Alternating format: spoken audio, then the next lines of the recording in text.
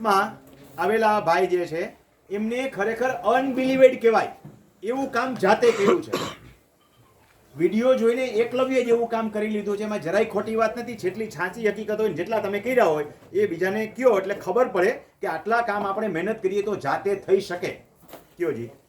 મારું નામ કિરણભાઈ મનસુખભાઈ ડાભી, મારું ગામ ધંધુકા, જિલ્લો અમદાવાદ, તાલુકો ધંધુકા જ છે.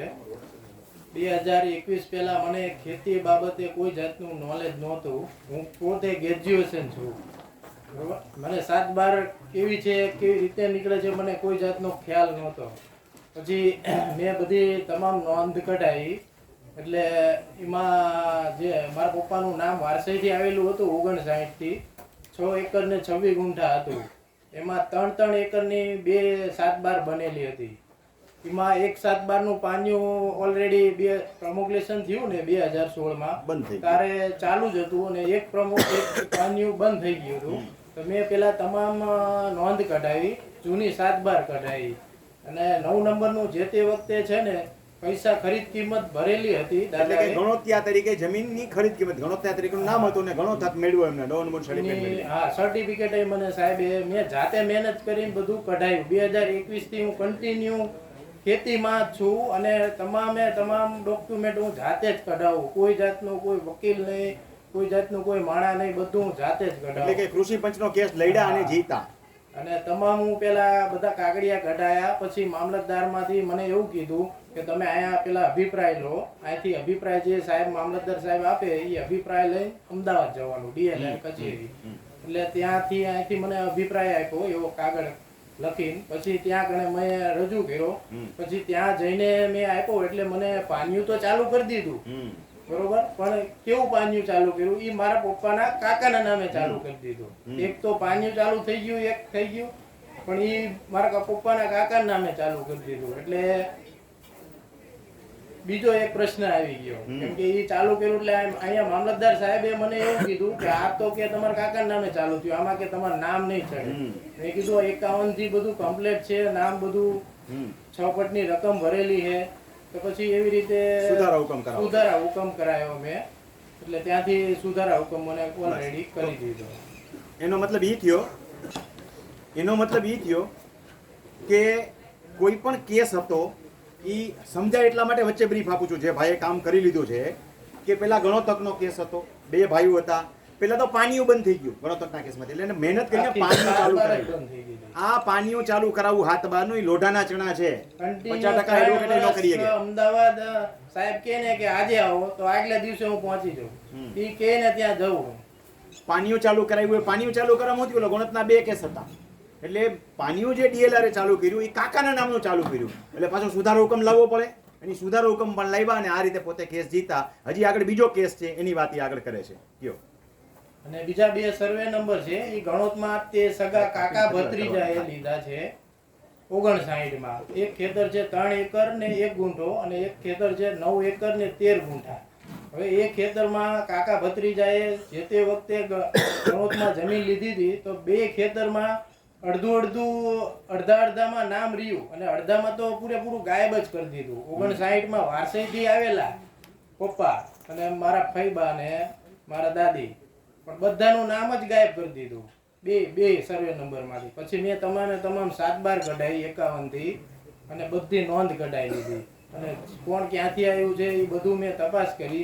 પછી સાહેબને મેં રજૂઆત કરી તો 2-3 વાર તો અરજી આપી, પછી પ્રાંતમાં આપી. પહેલા પ્રથમ તો મામલતદારમાં આપી અરજી, પછી પ્રાંતમાં આપી, પછી કલેક્ટરમાં આપી અને બસ 3 ઠેકાણે આપી હતી મેં આવડિયા કલેક્ટર. ક્યાંય પણ વકીલ રાખ્યા હતા કે જાતે જ કરી? ક્યાંય પૈસા ખવડાવ્યા હતા ની સાચી વાત કરજો. ના, કોઈ જગ્યાએ તો આને સાચા એકલવ્યો કહેવાય. કોઈ જગ્યાએ 1 રૂપિયો નથી. પોતાની જાતે કામ કરી લીધું. આવા કામ 50% એડવોકેટ લખીને કહું તમને, એટલા એડવોકેટ સાંભળે છે એ પણ સાંભળે, જુનિયર એડવોકેટો ખાસ, કે આવા કામ એડવોકેટ પણ ન કરી શકે એવું કામ આ એકલવ્ય તરીકે કરી આવ્યો છે. પછી 9 નંબરનું સર્ટિફિકેટ આપ્યું. પછી 2 માં મને સુધારા હુકમ કરીને મારા પપ્પાનું નામ દાખલ કરી દીધું. એવી રીતે પછી અમે વારસાઈ કરાવી. એટલે મૂળ એના નામે જમીન સુધી પહોંચ્યા. 3 અલગ અલગ પ્રકારના લોચાથી આખા કેસમાં તમે સમજાવો. બીજો હું કહું. હવે નેક્સ્ટ. હવે નેક્સ્ટમાં શું છે, જે તે વખતે મારા પપ્પાને આ જમીન બાબતે કોઈ જાતની ખબર જ નથી પડતી. 6 મહિનાના હતા ને ત્યારે મારા દાદા એક્સપાયર થઈ ગયા હતા. અને મારા છ ભાઈબાન એક મારા પપ્પા નાના હતા ટૂંકમાં, એટલે કોઈ જાતની એમને નકલ કાઢવાની ખબર નહોતી પડતી.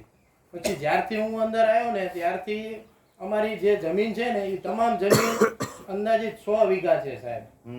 એ બધી જમીનમાં મારા પપ્પાના કાકાની મેં હયાતીમાં હક દાખલ કરી દીધા, એમને બધાના નામ ચડાવી દીધા. એટલે મેં કઢાવ્યું, એટલે પછી મેં જોયું, પછી મને એમ થયું કે આ ખોટું થયું. એટલે પછી મેં સંયુક્ત જમીન હતી એટલે પછી મેં હયાતીમાં હક દાખલ ચડાવવા માટે મામલતદારમાં બધું ડોક્યુમેન્ટ ને અપ્લાય કર્યું.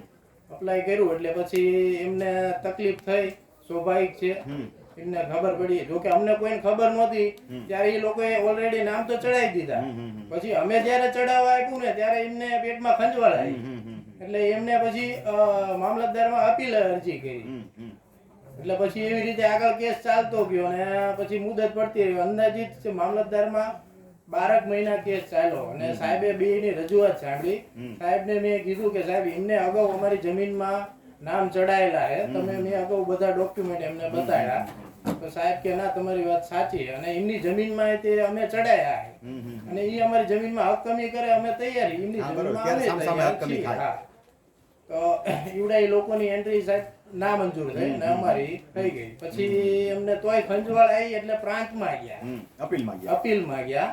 તો ત્યાં આગળ સાહેબ 2 વર્ષ કેસ ચાલ્યો. 2 વર્ષ કેસ ચાલ્યો એટલે મેડમ સારા હતા, એમને રજૂઆત સાંભળી બેયની. પછી એમને કીધું કે આવડા લોકોની જમીનમાં તમે નામ ચડાયેલા હે અગાઉ, બરોબર, તો તમને એ વખતે કઈ નતું થયું અને અત્યારે અમે ચડાવ્યા ત્યારે તમે વાંધારજી ને એવું મૂક્યું. પછી ડોક્યુમેન્ટ મેં રજૂઆત કરી બેને, મેં કીધું મારા પપ્પાને આ એ બાબતે કોઈ જાતની ખબર નહીં, એમને અગાઉ કરેલું હોય અને અત્યારે મેં કર્યું એટલે એમને તકલીફ છે, એટલે મેં દાખલ કરાવવા અરજી કરી અને એમની જમીનમાં હું હક કમી કરવા માટે તૈયાર છું અત્યારે. એ મારી જમીનમાં કરી દે તો અમે તૈયાર જ છીએ. તો એવડે લોકોએ એવું કીધું સાહેબ ત્યારે મેડમ સામે, ઈ કે અત્યારે કે અમને સહી લઈ લો અમારી સામે, અત્યારે જ તે હક કમી કરી નાખ. તો મેડમે એમને ગુસ્સેથી કીધું કે આ વસ્તુ અત્યારે તાત્કાલિક ન થાય, અત્યારે અપીલ ચાલે છે. એટલે ઈ કેસમાં અમે ઈ બોલ્યા અમે જીતી ગયા. ચુકાદો આવ્યો પછી થાય. ખૂબ સરસ કહેવાય, ખૂબ ખૂબ અભિનંદન કે આટલા બધા કામ તમે કરી આવ્યા. તો અમારે અત્યારે ઈ